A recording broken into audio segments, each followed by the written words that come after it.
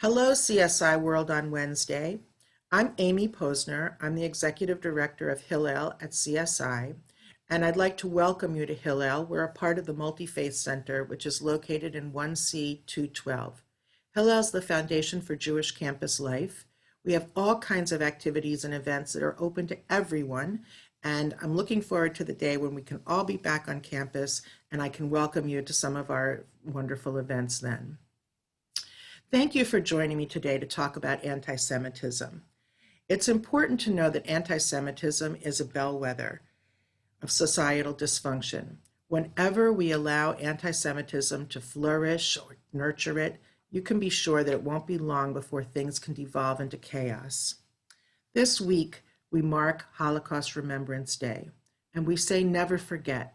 We say never forget because when we close our hearts and our minds to that most terrible time and we forget to honor its victims, we forget to remember the heroics of those who tried to help other people in those times, we allow ourselves to leave the door open for humanity to sink into its worst, darkest, most bestial instincts. Have you ever heard the expression, "He tried to Jew me down"? Or learned that Jews are greedy and only care about money, the very worst kind of capitalist? Or have you ever heard that Jews are communists trying to undermine the American dream? Or that Jews are lazy, parasitic, cowardly? Or that Jews killed Jesus and are Satan's children and use the blood of Christian children in religious rites?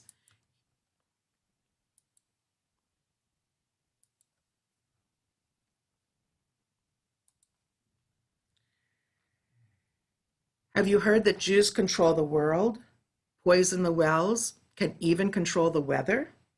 Here's a clip from DC Councilman Trayon White, who attributed a spring snowstorm to the Rothschilds. The Rothschilds were a wealthy Jewish banking family, and their name serves as a synonym for Jews.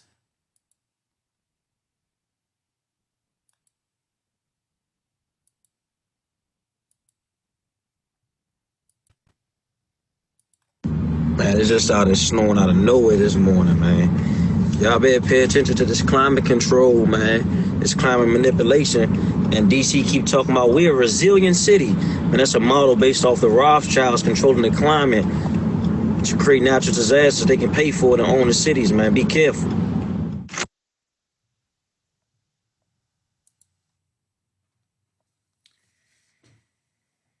Just this morning, I read an article in which the protesters who are protesting the stay-at-home orders in their states to protect against COVID-19 were blaming the Jews.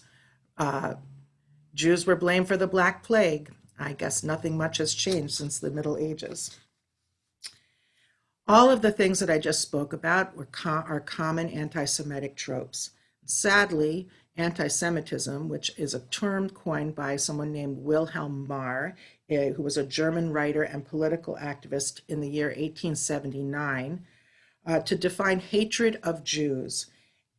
Anti-Semitism is still alive and poisonous in our society today. When I was in the third grade, a fellow student pushed me down the steps, called me a dirty kike, and broke my arm. A few years ago, my nephew, who was a student at Vassar College, had pennies thrown at him in the cafeteria, signifying that he was a money-hungry Jew. A few years ago, just 4 years ago, a CUNY-wide rally at Hunter College had people calling for Jews out of CUNY, Jews out of CUNY. It was very upsetting at the time. It still upsets me when I think about it. And in 2017, neo-Nazis marched the streets of Charlottesville with torches shouting, "Jews will not replace us, Jews will not replace us." In 2018, in October, a shooting occurred at the Tree of Life Synagogue in Pittsburgh, Pennsylvania, where people who were there to pray for worship services, 11 were gunned down and 5 more were seriously wounded. Last year, a professor at Columbia University opened her office door to find swastikas painted in red paint all over her walls and anti-Semitic slurs. And just this past December, a rabbi in Rockland County who was having a Hanukkah party at his home was murdered by someone who stormed into his house with a machete, stabbing him and wounding 5 other people. And just last week, 2 synagogues in Huntsville, Alabama were desecrated with hateful graffiti. Here's a picture.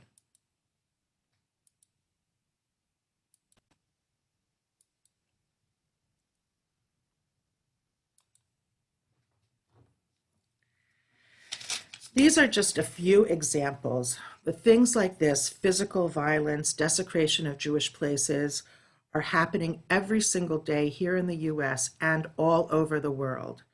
In fact, this past November, the FBI released statistics that showed the biggest rise in hate crimes in 27 years. Of those hate crimes, the ones that were directed towards religious groups, the majority of those were directed against Jews. But why? Why? Where does all this hate come from? I don't think I need to tell you that Jews are people, just like everyone else. Good, bad, and everything in between. Hatred of Jews has very, very deep roots. In the ancient world, Greek, Babylonian, and Roman conquerors believed that their rulers were gods, and they in part wielded power by imposing those beliefs on the peoples that they conquered. The Jews living in Judea and Samaria, the land of Israel at that time, refused to accept that. And the stubborn refusal to accept Roman transcendence eventually ended in the Jews' expulsion from their capital in Jerusalem, the destruction of the Holy Temple, and expulsion from their land, the land of Israel. The Jewish people, the main tenet, the big idea of Judaism is that there is only one God and there can be no other gods. And so accepting those pagan rulers as gods was just entirely antithetical to Jewish belief. The Jewish people believe that God chose us to bring the 10 Commandments to the world and to bring that idea that there is only one God. Just before the Roman occupation, there was a young, charismatic rabbi named Jesus of Nazareth. He preached against the Romans and was considered a threat, and consequently was arrested and crucified. This gave rise to the birth of a new religion, Christianity, and the Christians considered themselves the new Israel, the new chosen people. And a narrative developed that placed the blame for the death of Jesus upon the Jews, as well as the destruction of the temple and the dispersion were as punishment, God's punishment for the Jews because they did not accept Jesus' divinity.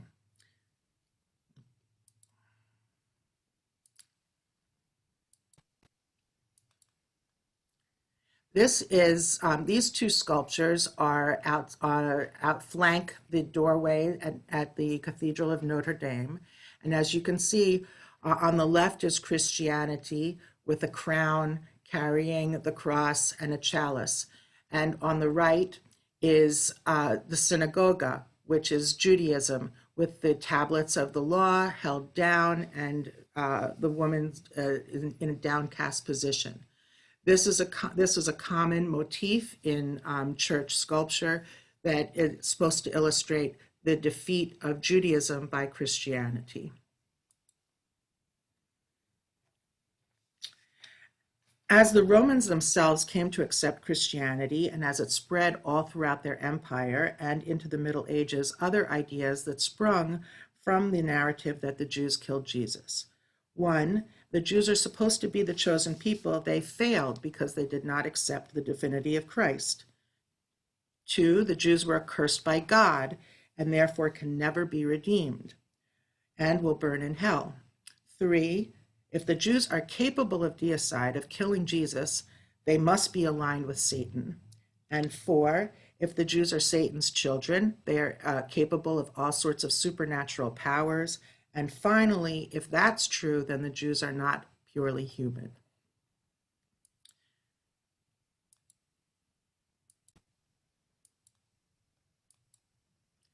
This is a popular anti-Semitic motif called the Judensau, which depicts Jews. And you know that they're Jews because of their special conical hats who are suckling the breast of a pig and examining its behind, things like that, to show that Jews were lower than low. And this is a common architectural motif, a common motif that's from medieval art. And you can still see Judenschau on buildings all around Europe. Very often they were placed at the gateways to Jewish quarters of cities. They were meant to be, uh, a sign of shame. So these beliefs that delegitimize and demonize and dehumanize Jews have been exploited and capitalized upon by those in power throughout the ages to assign blame for societal ills. And they cause communities to fear and shun their Jewish neighbors. Jews were forced to live in walled ghettos apart from their Christian neighbors. Laws were imposed upon them that were designed to create separation between Jews and Christians. They were taxed at higher rates, barred from owning land and barred from doing certain jobs belonging to trade guilds and working in different capacities. And yet, at the same time, educated Jews who could read and write and figure and who knew medicine were employed to take care of things, financial affairs and medical affairs, because these endeavors were forbidden by Christians, by the church. They considered such things as dealing with money or treating the human body to be sinful.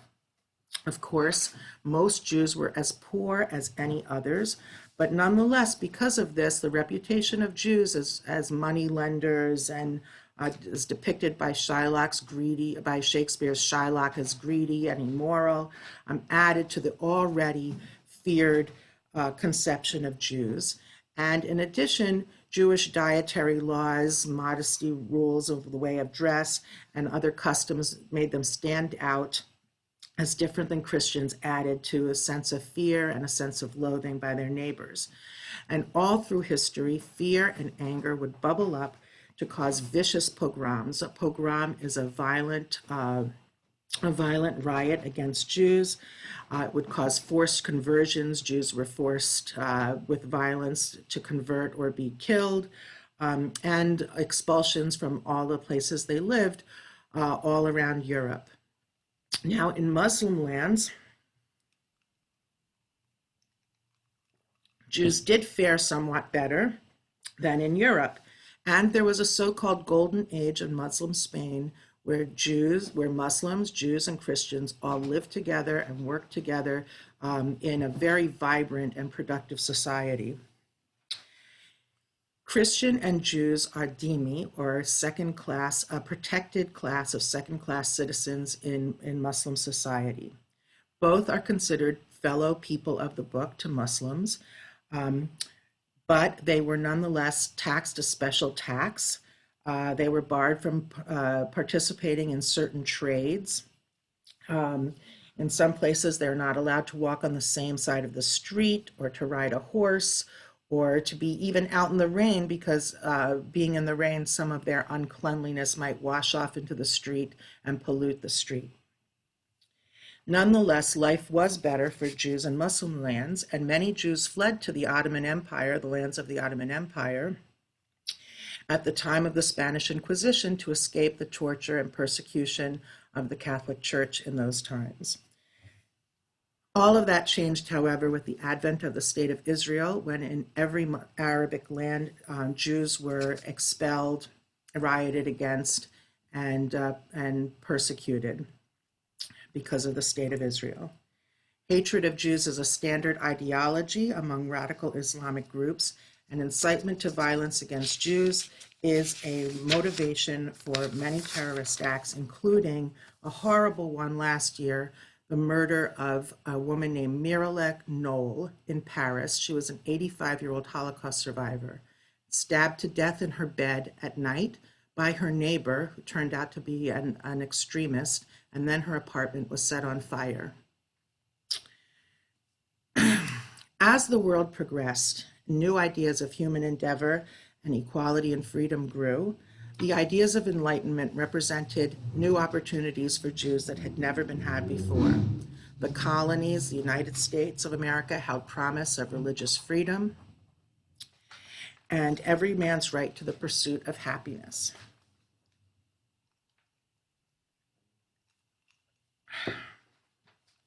The walls of the ghettos came down, and with that, Napoleon's promises of equality, liberty, and fraternity. Russia opened up its Jewish Pale of Settlement and started down its road towards what they hoped would be a utopian socialist society. And governments began public education programs, opened public schools, and Jews were permitted to enter universities and participate in trades like they had never been allowed to before, join government service, join military service. And yet, even with enlightenment and a new way of thinking in society, prejudice persisted and resentments grew with people like Wilhelm Marr, we talked about, who coined the term anti-Semitism, writing treatises about how the Jews were a threat to decent society. And a Russian journalist wrote the most nefarious Protocols of the Elders of Zion. The Protocols of the Elders of Zion is a pamphlet.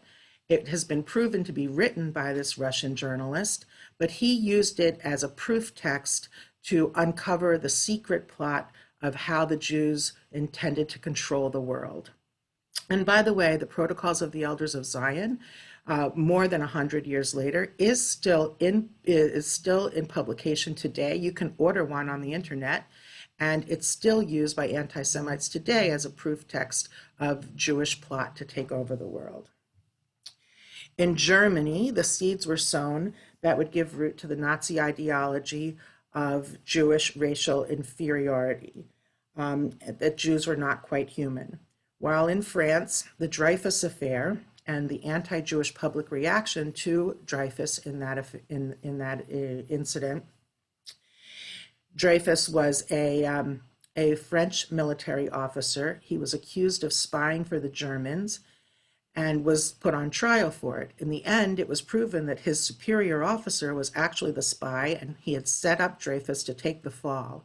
But nonetheless, the public reaction to Dreyfus was so virulently anti-Semitic that it led a journalist named Theodor Herzl to come to the conclusion that the Jews could only be free from prejudice with self-determination, and that meant a Jewish nation state.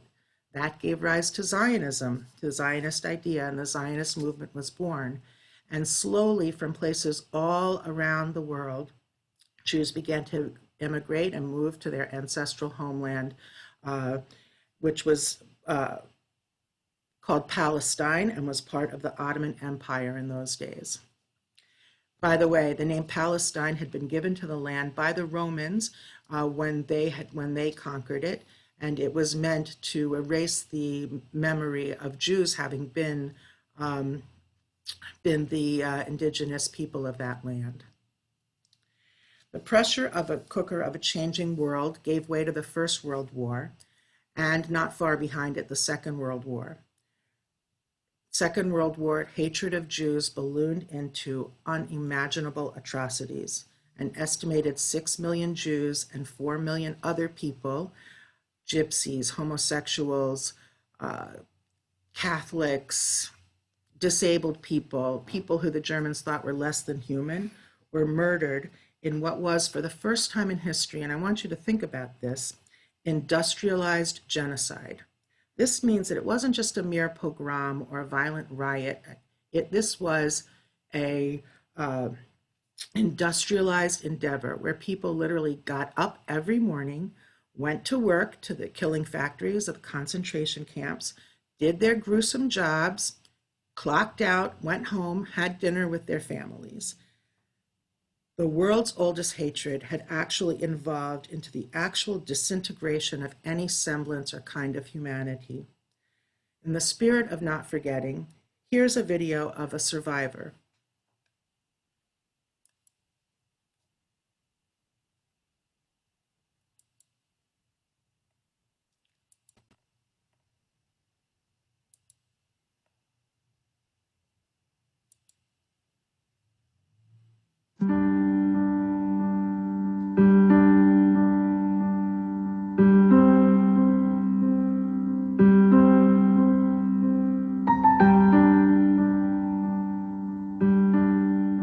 Krakow, till the war started, used to be my playground. I went to school there, so I went as far as the 4th grade when the war started. That finished my education.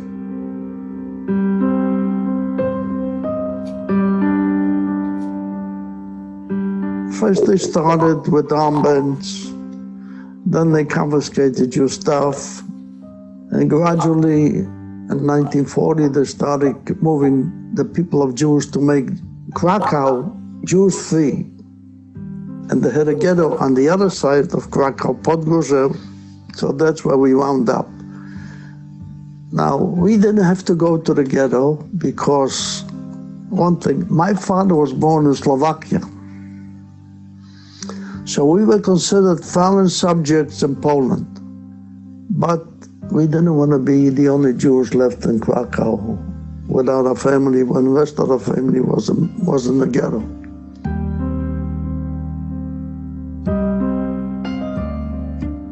So I was bar mitzvahed in the ghetto. And it didn't take long after I was bar mitzvahed where the big action came. And our grandparents lived together with us in the same apartment in the ghetto. And they took them to Belzec. This was a death camp. Also at the end of 1942, they hung my 2 cousins.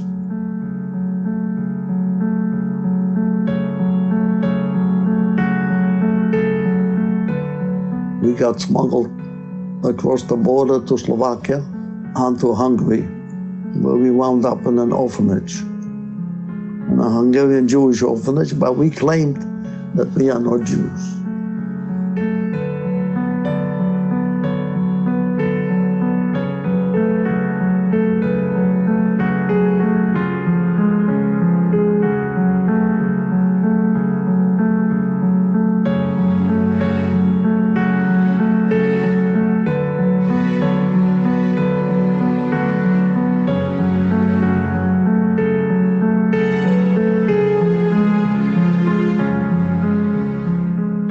I'll tell you some other thing.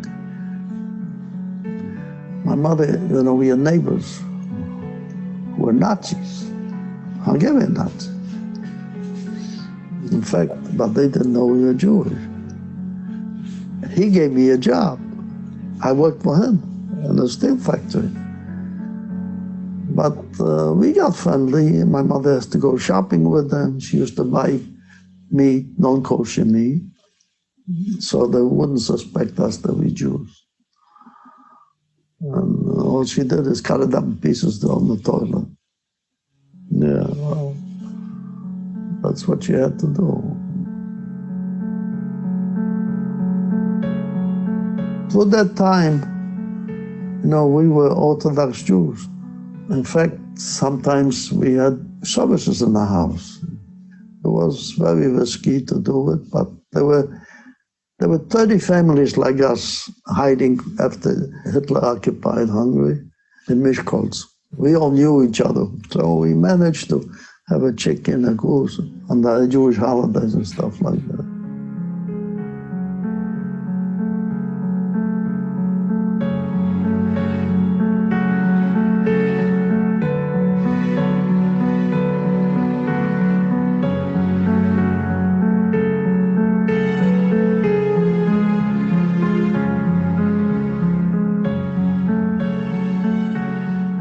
The first bombardment came to Miskolc was American Air Force, 10 o'clock in the morning. They mistook the farmer's market for an army camp. And we were like, I would say maybe 300 yards away from that. We were in a corner house. The house cracked from the bombs, and we were in the basement there. But luckily, nothing happened to us.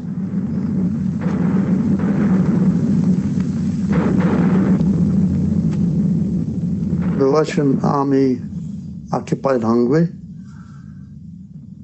and my father wanted to be thankful to them and so on, so he bought whiskey and gave it to some Russian soldiers. All of a sudden, like a few days later, A couple of officers came to our house and arrested my father, claiming that he gave to Russian soldiers poisoned whiskey. And he was taken away. He was jailed.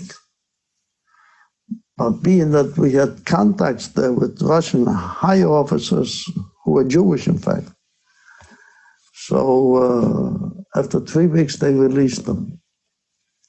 It doesn't mean that the whiskey that my father gave him was poisoned, because they had wood alcohol. There was all over the place.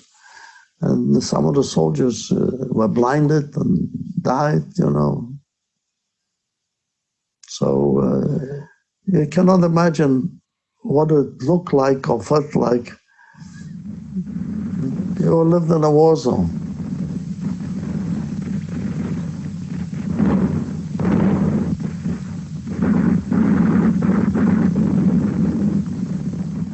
We went back to Krakow to search for survivors, for the family who survived. There was only 2 cousins who survived out of a family of 300. Yeah, we were very unique that our immediate family survived the war. Only because my father was born in Slovakia, but he lived all his life in Krakow.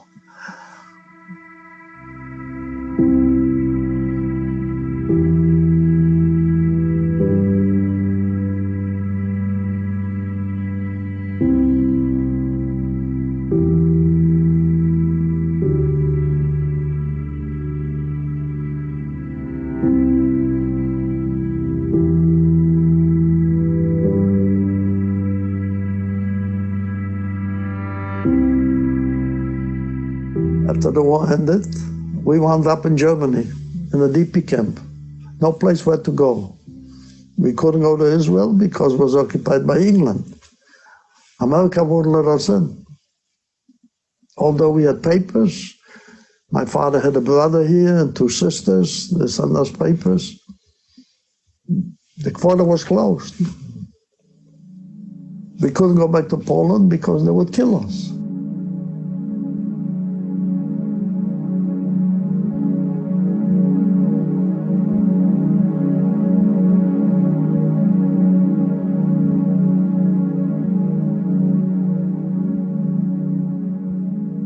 But I'm very Zionistic, and I have 2 sons and 6 grandchildren. My son lives in Israel. I have grandchildren there and a great-grandson.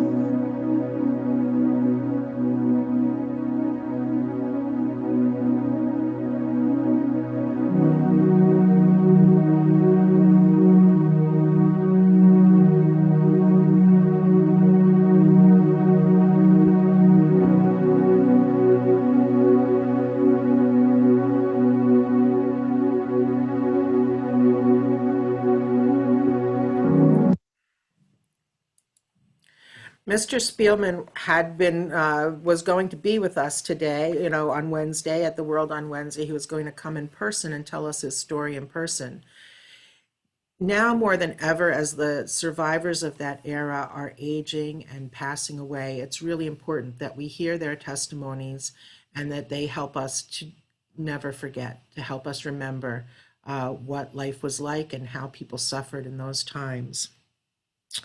As Mr. Spielman said, after the war, the Jewish refugees had no place to go. Many of the nations of the world turned them away, including here, the United States. The United Nations established the State of Israel, and Jewish refugees from Nazi Europe found a home there.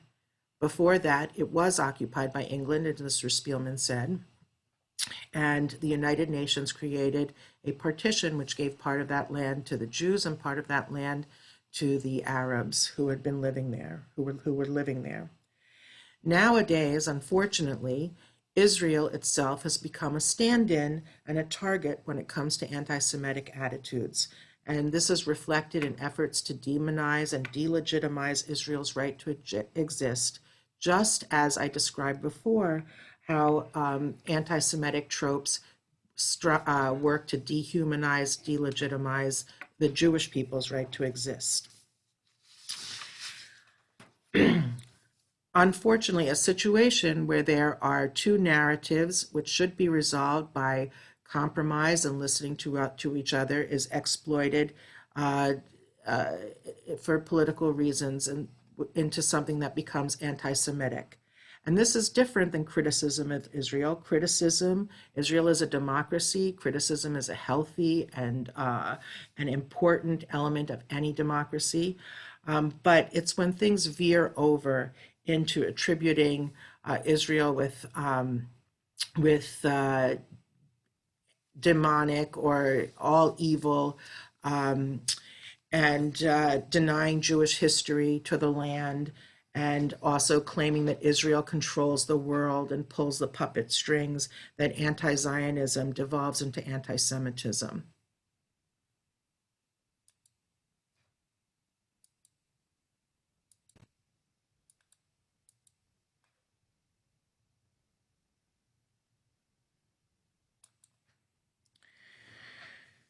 To finish up, I'd like to remind all of you that anti-Semitism, and indeed any attack on any minority, is an attack on you.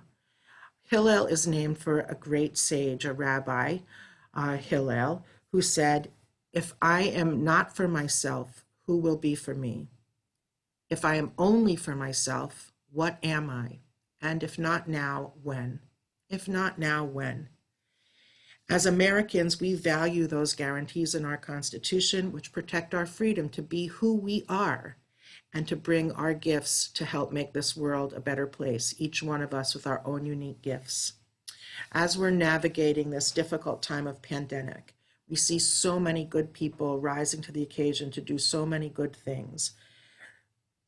Never forget means to remember those good things.